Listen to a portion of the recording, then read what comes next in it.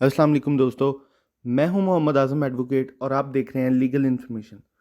दोस्तों, आज हम पढ़ेंगे कि क्या कोई ऐसी भी सूरत हो सकती है कि दो फ्रीकैन के माबैन एक मुआहदा हुआ है और उन दोनों में से किसी एक ने ब्रीच कर दिया। अब जो फरीक अदालत में स्पेसिफिक परफॉर्मेंस के लिए तामील मुख्तस का दावा लेके जाएगा, तो क्या वो अपने दावे के साथ जो कंपनसेशन है, रकम है, पैसे हैं, वो भी मांग सकता है अदालत से? और क्या अदालत के पास ये इख्तियार है कि वो उसका दावा डिग्री करने के साथ साथ उसको पैसे भी दिलवा दे, उसको कंपनसेट भी करवा दे? तो दोस्तों, आज हम पढ़ेंगे section 19 of specific relief act और देखेंगे कि कंपनसेशन के हवाले से अदालत के पास क्या क्या इख्तियारात हैं और वो कौन कौन सी सूरतें हैं कि जिनमें हम दावा के साथ, स्पेसिफिक परफॉर्मेंस के दावा के साथ पैसे, रकम या कंपनसेशन भी हासिल कर सकते हैं। तो आइए दोस्तों, पढ़ते हैं section 19। Power to award compensation in certain cases, any person suing for the specific performance of a contract may also ask for compensation for its breach, either in addition to or in substitution for such performance। Section 19 कहता है जी, कोई भी बंदा जो specific performance के लिए दावा अदालत में लेके जाता है सिविल कोर्ट में, तो वो अपने दावा के साथ भी कंपनसेशन मांग सकता है या फिर उस दावा के मुतबादल में भी कंपनसेशन मांग सकता है। बिलफर्ज कि एक बंदा जो है वो कॉन्ट्रैक्ट कर लेता है किसी बंदे दूसरे के साथ, तो अगर जो ए है जिसके साथ उसका कॉन्ट्रैक्ट हुआ है बी का, तो जो ए अपने अपनी साइड का, अपने एंड पे या अपने पार्ट का जो है वो कॉन्ट्रैक्ट या एग्रीमेंट वो पूरा नहीं करता, तो बी उसके ख़िलाफ़ अदालत में चला जाता है तामील मुख्तस का दावा लेके। अब अदालत के पास इख्तियार है कि वो देखे कि अगर तो दावा डिग्री होता है तो फिर वो कंपनसेशन उसको जो है वो दिलवा दे या उसके मुतबादल में दिलवा दे। अब वो जो ये सारा प्रोसीजर है वो डिस्क्रिशन पे डिपेंड करता है उस बंदे की जिसने दावा दायर किया है। अगर वो चाहे तो वो अदालत में अपने दावा के साथ भी कंपनसेशन ले सकता है या फिर अपने दावा के मुतबादल में भी कंपनसेशन ले सकता है। अब इसका पैराग्राफ नंबर 2 क्या कहता है जी?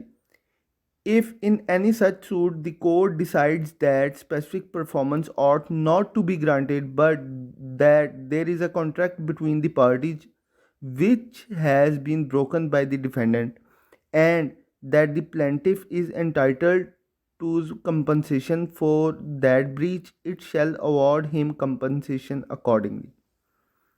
अब इस पैरे में सेक्शन 19 क्या कहता है जी?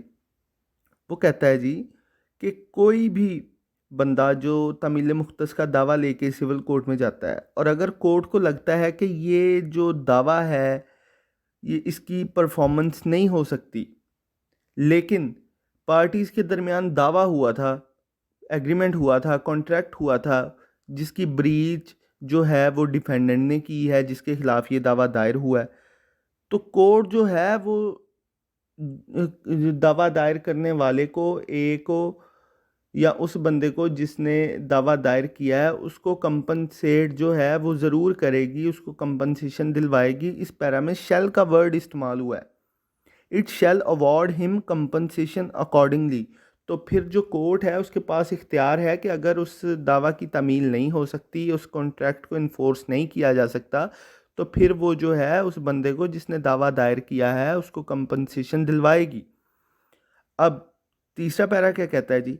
If in any such suit the court decides that the specific performance ought to be granted but that it is not sufficient to satisfy the justice of the case, and that some compensation for the breach of the contract should also be made to plaintiff, it shall award him such compensation accordingly।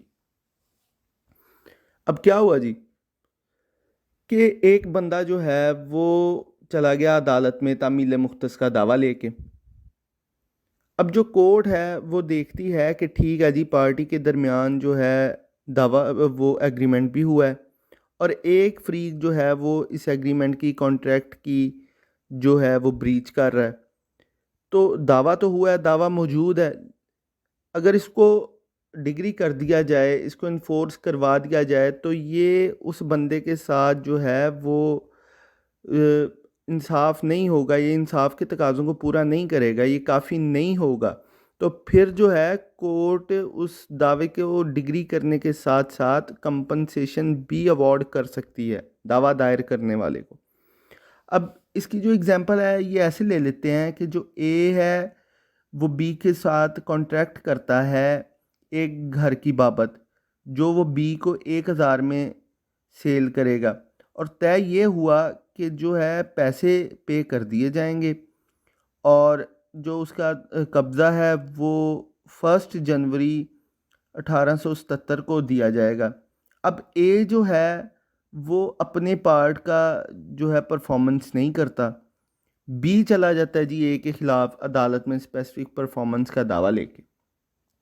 अब हुआ क्या, अब court decide करेगी कि ये जो दावा है इसको अगर हम डिग्री कर देते हैं तो ये इंसाफ के तकाज़ों को पूरा नहीं करता, क्योंकि उसने अपने पैसे भी, जो बी है उसने पैसे भी पे कर दिए, अब उसने इतना वेट भी किया है, टाइम भी उसका ज़ाया हुआ है, वो जहनी फोकियत से भी गुजरा है, उसको टेंशन भी हुई है, मामलात उसके ख़राब हुए हैं, तो फिर कोर्ट जो है वो दावा डिग्री करने के साथ साथ बी को कंपनसेशन भी दिलवा सकती है इसे।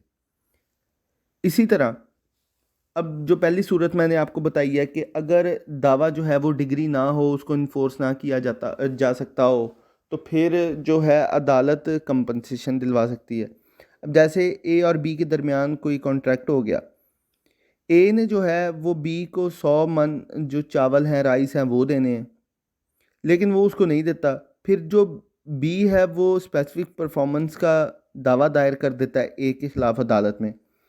अब जो अदालत है वो कहती है जी कि ये अब ठीक है, जो भी हो गया आप लोगों के दरमियान लेकिन इसको इन्फोर्स नहीं किया जा सकता। वो कोई भी सूरत हो सकती है, ए ने किसी और को सेल कर दिए या उसके जो उसने चावल देने थे वो ज़ाया हो गया, मामला जो भी हो गया पार्टीज़ के दरमियान। लेकिन ये एक फैक्ट है कि दोनों पार्टीज़ के दरमियान, ए और बी के दरमियान जो है वो एक मुआहिदा हुआ था, कॉन्ट्रैक्ट हुआ था, एग्रीमेंट हुआ था, वो मौजूद है, जिसको ब्रीच किया है ए ने। तो फिर क्या होगा, फिर जो कोर्ट है वो बी को उसको कंपनसेट करवा देगी ए से। अब इसका आखिरी पैरा जो है वो क्या कहता है जी, compensation awarded under this section may be assessed in such manner as the court may direct. अब जो कोर्ट है अगर वो कंपनसेशन किसी भी सूरत में दिलवा देती है, या दावे के साथ या उस दावे के मुतबादल में, तो फिर जो है उस कंपनसेशन की जो रकम है वो कोर्ट डिसाइड करेगी उसकी वैल्यू। ये कोर्ट का इख्तियार है, कोर्ट के इख्तियार के बगैर ये जो कंपनसेशन है वो नहीं ली जा सकती, वो कोर्ट ही डिसाइड करेगी कि किसको कितनी कंपनसेशन देनी है। तो दोस्तों ये एक छोटा सा सेक्शन था जो मैं समझता हूँ कि मैंने आपको कुछ समझा दिया है। तो अगर आपको मेरी वीडियोस अच्छी लग रही हैं तो काइंडली मेरे चैनल को लाइक करें, सब्सक्राइब करें, कमेंट करें और शेयर करें, इससे मेरी हौसला अफजाई होती है।